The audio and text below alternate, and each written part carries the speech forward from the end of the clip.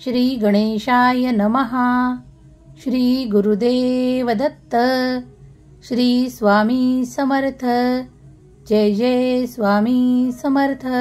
देव म्हणतात, बाळा, तुझ्यासाठी आज खूप भरभराटीचा चमत्काराचा आशीर्वाद घेऊन मी आलो आहे. तू मला ज्या रूपात बघू इच्छितोस ना, त्या रूपातच तुला माझे दर्शन घडणार आहे. बाळा, तू आता निश्चिंत हो. तुझ्या घरात भरभराटीला, सुख संपन्नतेला मी स्वतः तुझ्याकडे पाठवत आहे. बाळा, तुझे घरदार आता विपुलतेने भरणार आहे. आई अन्नपूर्णेचा आशीर्वाद तुझ्यावर आणि तुझ्या संपूर्ण कुटुंबावर झाला आहे. आजचा दिवस तुझ्याकरता खूप काही चमत्कार घेऊन आला आहे. खूप काही असे नवनवीन संकेत तुला आमच्याकडून मिळतील आणि तू देखील आनंदित होशील. होय बाळा, कारण तू याचा हकदार आहेस. तू जी आमची सेवा करतोस, मनाभावाने गायीचीही तू सेवा करतोस. बाळा, तू जे पुण्य कमावले आहेस त्या बळावर आम्ही आज तुझ्यापर्यंत आलो आहोत. ते तुला काहीतरी मार्गदर्शन करण्यासाठी, विशेष काहीतरी सांगायसाठी. बाळा, तुझे आता खूप काही चांगले सुखाचे दिवस येतील. आता तुझी चिंता कायमची मिटणार आहे. तुझे दारिद्र्य कायमचे नष्ट होणार आहे. आई अन्नपूर्णेचा आशीर्वाद सुद्धा तुझ्यावर आहे. कारण तू नेहमीच जी काही चांगलं कर्म केलं आहेस ते आता फळाला येण्याची वेळ आहे. बाळा, आम्ही जाणतो तू आजपर्यंत खूप कष्टातून निघाला आहेस. खूप काही काळजी तुझ्या मागे होती, पण आता ते दिवस विसरायला हवेत. तू आनंदी व्हायला हवे. देव म्हणतात, बाळा, हा संदेश तू जेव्हाही ऐकशील त्याच्या 3 तासानंतरच तुझ्यासोबत खूप काही शुभ संकेत घडायला लागतील. तुला आश्चर्य करणारे असे काही संकेत मिळतील की तू खूप दिवसांपासून त्यांची वाट बघत होतास. बाळा, आता तुझ्यासाठी काहीही अशक्य राहणार नाही. तू जी स्वप्ने बघत आहेस ना, ती पूर्ण करण्यासाठी ईश्वर स्वतः तुझ्यापर्यंत आले आहेत, तुला आशीर्वाद देण्यासाठी. बाळा, तुझ्या घरादारात आता सुख संपन्नतेने भरणार आहे. देव म्हणतात, हा संदेश जो कोणी ऐकत आहे त्याच्या घरात अन्नधान्याची कधी कमतरता राहणार नाही. जो कोणी हा संदेश बघत आहेत त्याच्या घरावर अन्नपूर्णेची पूर्णपणे कृपा होईल. महालक्ष्मीची कृपा होईल. बाळा, तुम्ही जेव्हाही भक्तिभावाने आमचे स्मरण करता तेव्हा आम्हीही तुमच्या दिशेने ते आशीर्वाद पाठवू इच्छितो, ते चमत्कार पाठवू इच्छितो. बाळा, तू काही चांगले कर्मही केले आहेत.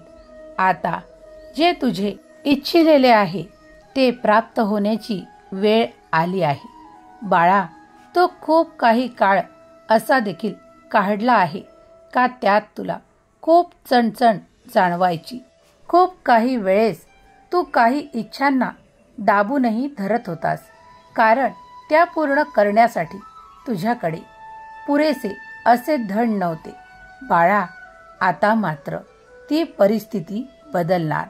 आता तुझे सुखाचे दिवस सुरू होतील, कारण आम्ही तुझ्यापर्यंत आलो आहोत.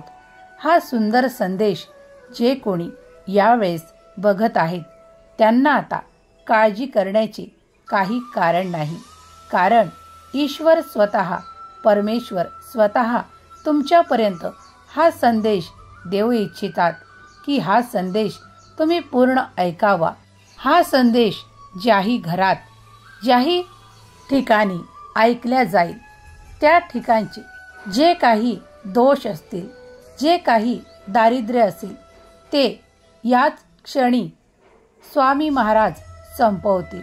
कारण बाळा, आमच्यात ती शक्ती आहे. आम्ही जिथे जातो तिथे कोणतेही संकट उरत नाही, कोणतीही काळजी उरत नाही. आज तुम्ही जो कोणी हा संदेश ऐकत आहात तेव्हा आमचा आशीर्वाद तुमच्यावर आहे. बाळा, आता निश्चिंत हो. मी प्रत्येक वेळेला तुझ्या सोबत असतो. देव म्हणतात, तुला कधी कधी असे वाटते का मला नजर लागली आहे, माझ्या घराला कुणाची दृष्ट लागली आहे, कुणाची नजर लागली आहे. तेव्हा बाळा, आता हा संदेश ऐकता क्षणीच तुझ्या घरातली ती दृष्टशक्ती निघून जाईल. बाळा, आता तुला काळजी करण्याचे काहीही कारण नाही. कारण हा संदेश जिथे जिथे ऐकला जाईल तिथे तिथे विपुलता प्राप्त होईल, सुख संपत्तीने घर भरेल, आनंदाचे क्षण येतील तुमच्या जीवनात. तुम्ही काही तासातच असे काही बदल बघाल की तुम्ही सुद्धा आश्चर्याने भरून उठाल. बाळा, जे काही सांगत आहे ते ईश्वरी आज्ञा आहे. हे संकेत देखील तू तेव्हाच मिळवशील. देव म्हणतात, बाळा, तुला तर माहिती आहे देवाच्या इच्छेशिवाय एक पानही हालत नाही. तेव्हा आता तू निश्चिंत हो. देव म्हणतात, आतापासूनच तुझ्या मनात अशा आशेचा अंकुर देत आहो ज्यामुळे तुझे कल्याण होणार आहे. बाळा, आता तू काही चिंता करू नकोस, मात्र आपल्या कर्मात चुकू नकोस. जेव्हा जेव्हा तू मोठ्यांचा मान सन्मान करशील तेव्हा आम्ही तुझ्यावर अधिकच प्रसन्न हो. बाळा, लहान मोठ्यांना प्रेम दे, कुणाशीही बोलताना सन्मानाने वागव. बघ, तुझ्या घरात काहीही कमतरता जाणवणार नाही. कधी कधी क्लेश होण्याची जेव्हा वेळ येते तेव्हा स्वतःहून थोडा वेळ शांत राहा, कारण ती वेळेची गरज असते. देव म्हणतात, बाळा, आमची कृपादृष्टी नेहमी तुझ्यावर आहे, सदैव ती राहणार. तुलाही एक करावे लागेल. जेव्हाही तू नामस्मरण करतोस तेव्हा मनातील खूप काही असे नकारात्मक विचार असतात की देवा, हे होणार की नाही, ते काम होणार की नाही. जर तू या शंका घेऊन आमचे नामस्मरण करशील तर कार्यात अडथळे येतील. बाळा, मनातले सर्व काही जे तू यावेळेस विचार करत आहेस त्यात जर काही नकारात्मक विचार असतील तर ते याच वेळेस काढून टाक. कारण बाळा, देव जिथे येतात तिथे काहीही कमतरता भासत नाही. तुम्ही इच्छिलेले सर्व काही तुम्हाला प्राप्त होईल, पण तुमचा विश्वासही दृढ लागतो. बाळा, तुम्ही जेव्हा पूर्ण विश्वासाने श्रद्धेने देवाचा धावा करता तेव्हा ईश्वरही तुमच्याकडे ते आशीर्वाद, ते चमत्कार पाठवू इच्छितात. बाळा, तुझ्यासाठी ईश्वर आता ते द्वार उघडू इच्छितात ज्यातून तुझ्यासाठी खूप काही भरभराटीचे आशीर्वाद दिल्या जात आहेत.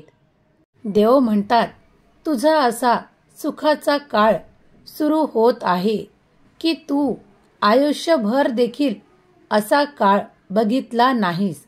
कारण बाळा, तुझे भाग्य उदयाला आले आहे.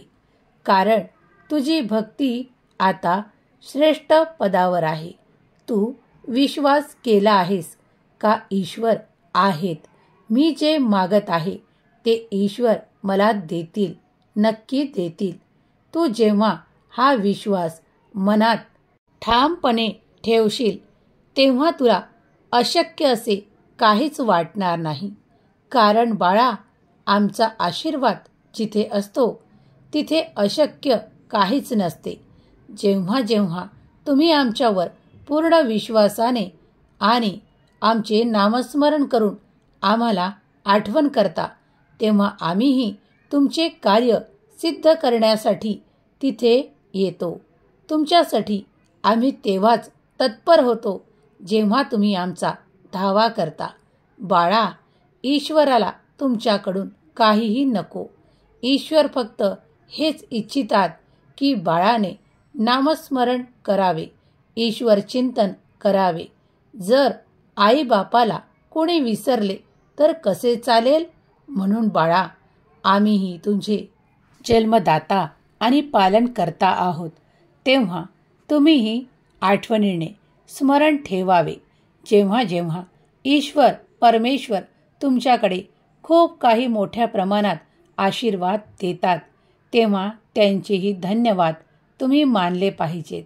बाळा, तुमचे आईवडील लहानपणापासून तुमच्यासाठी खूप काही संघर्ष करून तुम्हाला इथपर्यंत आणले आहे. तेव्हा आता तुम्हीही त्यांचे चांगल्या प्रकारचे ऋण फेडावे. कारण बाळा, माता पिता हे तर ईश्वराचेच दुसरे रूप आहेत. तेव्हा तुम्हीही त्यांना मान सन्मान द्या. बघा, तुमचे आयुष्य कितीतरी उंचावेल. बाळा, तू ज्या कल्पना देखील केल्या नसतील ना, ते सुद्धा तुला मिळायला लागेल. देव सांगतात, जर कधी तुझ्या कार्याला काही उशीर लागतही असेल तर मात्र धीर सोडू नको. धैर्याने पुढे चालत राहा. कारण प्रत्येक वेळेस आम्ही तुझ्या पाठीशी आहोत हे विसरू नकोस. जर कोणत्या कार्याला वेळ जरी लागत असेल तर ती ईश्वराचीच मर्जी आहे. कारण तुला ईश्वर ते देऊ इच्छितात जे तुझ्याकरता सर्वोत्तम आहे. बाळा, तुझा विश्वास आहे ना आमच्यावर? तेव्हा आता मनाला कोणत्याही विचारांनी ग्रसित होऊ देऊ नकोस आणि मनातले नकारात्मक विचार याच वेळेस सोडून दे. देव म्हणतात, बाळा, आता तू विपुलतेने परिपूर्ण होणार आहेस. तेव्हा आपल्या धनाचा योग्य उपयोग कर. जर तुला काही दानही करायचे असेल तर ते मनापासून करत जा. कारण यात तुला अधिकच वृद्धी मिळेल. बाळा, ज्या ठिकाणी तुमचे कधीकधी विचारही पोचत नाही त्या ठिकाणी ईश्वर तुम्हाला पोचवतात. तेव्हा तुम्हीही काळजीने नामस्मरण करायला विसरू नका. कारण तुम्ही जेव्हा मनापासून श्रद्धेने धावा करता तेव्हा तुम्हाला अशक्य वाटणारे काम देखील सहजगत्या पार पडते. बाळा, तो असतो प्रत्यक्ष ईश्वराचा आशीर्वाद. तेव्हा तुमच्यावरही ईश्वराचा आशीर्वाद आहे हे निश्चित माना. बाळा, आज देखील त्या बळावरच तू हा संदेश पूर्ण ऐकत आहेस. बाळा, आता ईश्वराची तुझ्यावर कृपादृष्टी आहे. देव म्हणतात, तुझे भाग्य उज्ज्वल आहे. आता तू मनाने समाधानी हो, अंतःकरणाने शुद्ध हो, विचार चांगले ठेव. कधीही कुणाचे वाईट चिंतू नकोस. तुझी भरभराट होण्यासाठी आम्ही तुला आशीर्वाद देतो. तुझे घर खूप काही आनंदाने भरणार आहे. सुखी रहा बाळा, तुझे कल्याण होईल.